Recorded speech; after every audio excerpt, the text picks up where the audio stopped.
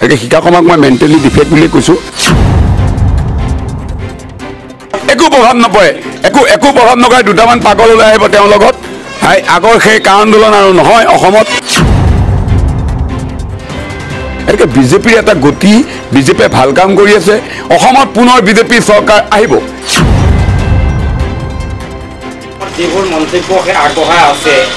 হিমন্ত বিশ্ব শৰ্মাৰ বিৰুদ্ধে মানে শিখা শৰ্মা কেতিয়া সাহিত্যিক হ'ল কেতিয়া কবি হ'ল কেতিয়া ইমান ডাঙৰ ৰাইটাৰ হ'ল মই নাজানো আমি শুনিছিলোঁ হোমেন বৰগোহাঁই ছাৰৰ নাম আমি শুনিছিলোঁ নৱকান্ত বৰুৱাৰ নাম আমি শুনিছিলোঁ ভৱেন্দ্ৰনাথ শইকীয়াৰ নাম আমি শুনিছিলোঁ কবি ৰাম ভট্টাচাৰ্যৰ নাম হিৰুদাৰ নাম শুনিছিলোঁ শিখা শৰ্মা কেতিয়া ইমান ডাঙৰ সাহিত্যিক কবি সাংবাদিক মানে হৈ গ'ল ইমান ডাঙৰ ৰাইটাৰ কেতিয়া হৈ গ'ল মই নাজানো ছ'চিয়েল মিডিয়াই বনাইছে তেখেতক ৰাইটাৰ আৰু শিখা শৰ্মাই যিবোৰ মন্তব্য কৰিছে আচলতে শিখা শৰ্মা মেণ্টেলি পাগল হ'ব লাগিব আৰু পাগলে নকয় কি ছাগলে নাখায় কি ছাগলীয়ে বাৰীত থকা ঘাঁহ পাণ কঁঠালৰ পাত যি বস্তুৱে নহওক ছাগলীৰ পৰা একো কৰিবই নোৱাৰে মানুহে ছাগলীয়ে সকলো বস্তুৱে খায় আমি এইফালে পাগলে যিকোনো মন্তব্য যিকোনো সময়ত কৰে গতিকে শিখা শৰ্মাক মই মেণ্টেলি ডিফেক্ট বুলি কৈছোঁ আৰু হিমন্ত বিশ্ব শৰ্মা তেওঁ যে অকল হিমন্ত বিশ্ব শৰ্মাই মছজিদ বনাব নে মন্দিৰ বনাব হিমন্ত বিশ্ব শৰ্মাৰ ইমান পাৱাৰ নাই নহয় যে তেখেতে অসমত মন্দিৰ বুলি ক'লে মন্দিৰ বনাব মছজিদ বুলি ক'লে মছজিদ বনাব আৰু মাদ্ৰাছা বন্ধ কৰিছে কোনে মাদ্ৰাছা বন্ধ কৰিছে কেবিনেটৰ সিদ্ধান্ত কেবিনেটত কোন আছে কেবিনেটত জনপ্ৰতিনিধি আছে জনপ্ৰতিনিধি কোন ৰাইজৰ ভোটেৰে জিকি যোৱা জনপ্ৰতিনিধি গতিকে শিখা শৰ্মা আচলতে মেণ্টেলি এটা পাগল আৰু প্ৰথম কথা আৰু দ্বিতীয় কথা তেওঁ প্ৰজেক্ট কৰিছে মই এটা কথা কৈ দিছোঁ তেওঁক বদৰুদ্দিন আজমলেই হওক ৰাইজৰ দলেই হওক বা কংগ্ৰেছেই হওক কোনোবাই প্ৰজেক্ট কৰিছে তেওঁ হয়তো কিবা টয়টা ফৰ্চুনাৰ কাৰ পাইছে গাড়ী পাইছে পইচা পাইছে গতিকে শিখা শৰ্মা আৰু এগৰাকী মহিলা হৈ পেলাই ইমানখিনি কথা ক'বলৈ বেয়া লাগে আচলতে এগৰাকী মহিলাক আমি সদায় মাতৃক সন্মান কৰোঁ মহিলাক সন্মান কৰোঁ শিখা শৰ্মাই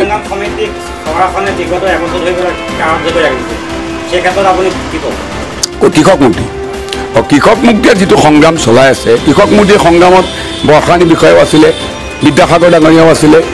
অসমৰ জুবিন গাৰ্গ ডাঙৰীয়াও আছিলে পৰৱৰ্তী সময়ত আপোনালোকে দেখিছে যে মাননীয় মুখ্যমন্ত্ৰী আমাৰ ঘৰ আমাৰ বজাৰ বুলি জুবিন গাৰ্গো গৈছিলে কৃষিমন্ত্ৰী অতুল বৰাক লগ কৰিছিলে তাৰ পাছত পৰ্যায়ক্ৰমে দেখিলে 3 কৰোৰ অধিক শিল্পীয়ে বিজেপিত যোগদান কৰিলে এনেকৈ বিজেপিৰ এটা গতি বিজেপিয়ে ভাল কাম কৰি আছে বিজেপিৰ লক্ষ্য উদ্দেশ্য সৎ আৰু বিজেপিয়ে কোনো দুৰ্নীতিক প্ৰশ্ৰয় দিয়া নাই আৰু সেইকাৰণে আজি আকৌ বিজেপিৰ জয় জয়কাৰ আকৌ পদুমৰ গোন্ধ অসমৰ আকাশে বতাহে আৰু আপোনালোকে এটা কথা মন কৰক আজি চেনেলকেইটাই ক'বলৈ বাধ্য হৈছে যে অসমত পুনৰ বিজেপি চৰকাৰ হ'ব নেকি তেওঁলোকে ক'ব নোৱাৰে যে অসমত পুনৰ বিজেপি চৰকাৰ আহিব তেওঁলোকে মই দেখিছোঁ বিভিন্ন চেনেলে অসমত পুনৰ বিজেপি চৰকাৰ হ'ব কংগ্ৰেছৰ ৰণনীতি এনেকুৱা UDFৰ ৰণনীতি এনেকুৱা ৰাইজৰ দলৰ ৰণনীতি এনেকুৱা একেৰুখে আপোনালোকে চেনেলকেইটাই কৈ দিয়ক যে অসমত বিজেপি চৰকাৰ হ'ব নে কি নহয় অসমত বিজেপি চৰকাৰ হ'বলৈ গৈ আছে হিমন্ত বিশ্ব শৰ্মা সেনাপতি মাননীয় সৰ্বানন্দ সোণোৱাল মুখ্যমন্ত্ৰী আকৌ অসমত পদুমৰ গোন্ধ